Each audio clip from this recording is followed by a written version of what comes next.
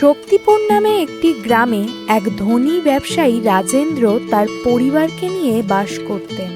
রাজেন্দ্র ছিল অনেক বড় একটা পরিবার।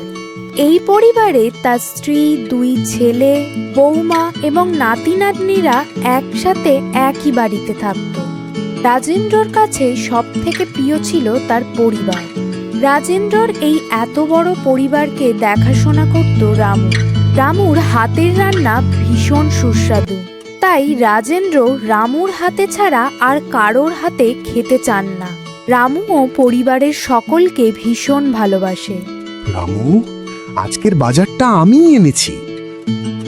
আমার পছন্দের লাউ এনেছি, একটু জমিয়ে চিংড়ি মাছের সাথে রান্না করিস তো, তোর মায়ের হাতের মতো। ঠিক আছে বাবা। এই পরিবারে রামু বিগত 18 বছর ধরে কাজ করে আসছে, তাই রাজেন্দ্র রামুকে এই পরিবারের একজন সদস্য হিসেবেই দেখে। আর পরিবারের বাকি সকলেও রামুকে এই পরিবারের একজন বলে মনে করে। রামুর মা যখন মারা যায়, রামু তখন অনেক ছোট। রাজেন্দ্র তখন রামুকে এই বাড়িতে আশ্রয় দেয়। কিন্তু বেশ কয়েকদিন ধরে রামু যেন এক অন্যরকম চিন্তায় রয়েছে। একদিন রামু যখন বাজারে যায়, তখন অন্যান্য বাড়ির কাজের লোকেরা তাকে বলে, জানিস তোরা, আমাকে যে বাজার করতে দেয় বাবুরা, আমি সেখান থেকে 200 টাকা করে মারি প্রতিদিন, আর তারা কিছু বুঝতেও পারে না। রামু, তুই ভীষণ বোকা। তুই ওদের জন্য এত কিছু করিস, তোকে তার প্রতিদানে ওরা কি দেয়? তোকে দেখে সত্যি মায়া হয় রে রামু। তুই ওদের জন্য সারাদিন যে হাড় ভাঙা খাটাখাটনি করিস, তার যথার্থ দাম ওরা তোকে দেয় না। তোমরা এমন ভাবে কেন বলছো? আমি যে আজকে বেঁচে আছি শুধুমাত্র আমার মনিবের জন্য। আমি এসব কাজ ওনাদের সাথে কোনোদিনও করতে পারবো না। এটাই তো সমস্যা, বুঝলি তো রামু? রতন, ওকে একটু কিছু বোঝা। দেখ রামু, তুই ওই বাড়িতে সকাল থেকে সন্ধ্যা পর্যন্ত সারাটা দিন খাটাখাটনি করিস ওদের পিছনে, কিন্তু এই কাজের জন্য ওরা তোকে কোনোদিন যথার্থ মাইনে দিয়েছে? দেখ রামু, তোরও তো একটা ভবিষ্যৎ আছে নাকি? তোকে তো বিয়ে থা করতে হবে। তখন কি এইভাবেই ওদের কাছে হাত পাতবি বউকে খাওয়ানোর জন্য? এবার ভেবে দেখ, তোর ভবিষ্যতের জন্য তুই কি করবি। এইভাবে নানান কথা বলে তারা রামুকে রাজেন্দ্রর বিরুদ্ধে করে দিতে চায়। কিন্তু রামু কোনো কথায় কর্ণপাত না করে বাজার নিয়ে বাড়িতে ফিরে আসে। বাড়ি ফিরে রামু পরিবারের সকলের জন্য প্রত্যেক দিনের মতোই রান্না করে। সবাই যখন খাওয়া দাওয়া করে, রামু তখন রান্নাঘরের দরজা দিয়ে তাদেরকে দেখতে থাকে রোজকার মতোই। খেতে খেতে বাড়ির ছোট ছেলে বলে, দাদাই, রামু কাকা রোজ রোজ এই ভাত, ডাল আর সবজি রান্না করে। একটু অন্য ধরনের রান্না করতে পারে না নাকি? আমার বন্ধু সুজিত, ওদের বাড়িতেও একটা আঙ্কেল আছে। আঙ্কেলটা ওকে অনেক কিছু বানিয়ে দেয়, চাউমিন, মোমো আরো অনেক কিছু বানিয়ে দেয়। তোমার রামু কাকার আমার মতো বয়স হয়েছে, তাই পারে না, বুঝলে? রাজেন্দ্র তার নাতি নাতনিদের সাথে এভাবেই মাঝে সাঝে মশকরা করে থাকে। রামু ঘরোয়া রান্না ছাড়া আর অন্য রকমের রান্না তেমন করতে পারে না। কিন্তু রাজেন্দ্রর এই কথা শুনে আজ যেন রামু একটু কষ্ট পায়। সকলের খাওয়া দাওয়া হয়ে গেলে রামু বাসন মাজতে মাজতে ভাবে, আমি সারাটা দিন এই বাড়ির মানুষজনদের জন্য কত কাজ করি, তাদের সমস্ত ফাই ফরমাস আমি করে দিই। তারাই আজ আমাকে নিয়ে হাসি মশকারা করছে। ওরাই দেখছি এখন ঠিক কথা বলেছিল। এই পরিবারে আমার দাম কেউ দেয় না। ঠিক আছে, এবার থেকে আমিও এই পরিবারের জন্য আর কিচ্ছু করব না। এই কথা ভেবে রামু সকালে বাজারে যায় শাকসবজি কেনার জন্য। কিন্তু আজকে শাকসবজি কেনার সময় রামু ভাবে সে আজ পয়সা বাঁচাবে।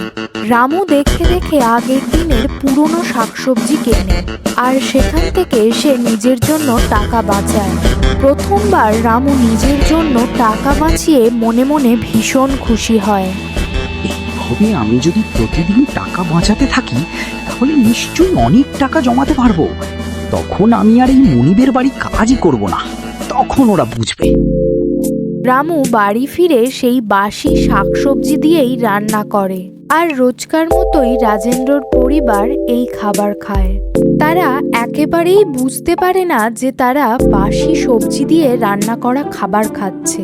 রামু সেখানে দাঁড়িয়ে দাঁড়িয়ে সকলকে লক্ষ্য করে। রামু যখন দেখে সকলেই রোজকার মতো তার হাতের রান্না তৃপ্তি ভরে খেয়েছে, তখন তার মধ্যে সাহস আরও বেড়ে যায়। সে ভাবে, কেউ তো সন্দেহই করলো না যে আমি বাসি শাকসবজি দিয়ে রান্না করেছি। এবার থেকে তাহলে এটাই করব। এর পরদিন থেকে রামু বাজার থেকে বাসি শাকসবজি কেনে আর বাকি পয়সা সে নিজের পকেটে ভরতে থাকে। তাছাড়া রাজেন্দ্র কখনো রামুর থেকে বাজারের হিসেব জানতে চায়নি, আর রামু সেই সুযোগ নিয়ে নিজের জন্য টাকা জমায়। কিন্তু হঠাৎ একদিন রাজেন্দ্রর স্ত্রী সুমিত্রা খুব অসুস্থ হয়ে পড়ে। প্রচণ্ড মাথা ব্যথা আর পেট ব্যথা নিয়ে সুমিত্রা শয্যাশায়ী হয়ে পড়ে। কিন্তু এই দিন রাজেন্দ্রর ছেলে বউরা বাড়িতে না থাকায় রাজেন্দ্র রামুকে ডেকে পাঠায়। রামু, রামু, রামু কই রে? এদিকে ছুটে আয়, তোর বড় মা অসুস্থ হয়ে পড়েছে। রামু রান্নাঘরেই ছিল। রাজেন্দ্রর ডাক শুনে রামু দৌড়ে যায়, আর সেখানে গিয়ে দেখে তার বড় মা ভীষণ অসুস্থ। বাবা, বড় মার কি হলো? দাদা বাবুরা তো কেউ নেই, ওরা তো রাতে আসবে। দাঁড়ান, আমি ডাক্তার ডাকছি এক্ষুনি। এই কথা বলে রামু ডাক্তারকে খবর দেয়। ডাক্তারও সাথে সাথে চলে আসে। ডাক্তারবাবু সুমিত্রার অবস্থা দেখেন। রাজেন্দ্রবাবু, আপনার স্ত্রীকে এক্ষুনি হাসপাতালে নিয়ে আসুন। আমি ওখানেই আছি। মনে হয় ফুড পয়জন হয়েছে। ডাক্তারবাবুর কথা শুনে সুমিত্রাকে তাড়াতাড়ি হাসপাতালে নিয়ে যাওয়া হয়। হাসপাতালে এসে সুমিত্রাকে আরও ভালোভাবে চেক আপ করা হয়। ডাক্তারবাবু সব দেখে শুনে নিশ্চিত করে বলেন, আমি ঠিকই ধরেছিলাম রাজেন্দ্রবাবু, আপনার স্ত্রীর ফুড পয়জন হয়ে গেছে। সুমিত্রা অসুস্থ হয়ে পড়ায় রাজেন্দ্র ভীষণ কষ্ট পায়। আর এটা দেখে রামু নিজের ভুল বুঝতে পারে। রামু বুঝতে পারে সে কত বড় একটা ভুল করে ফেলেছে।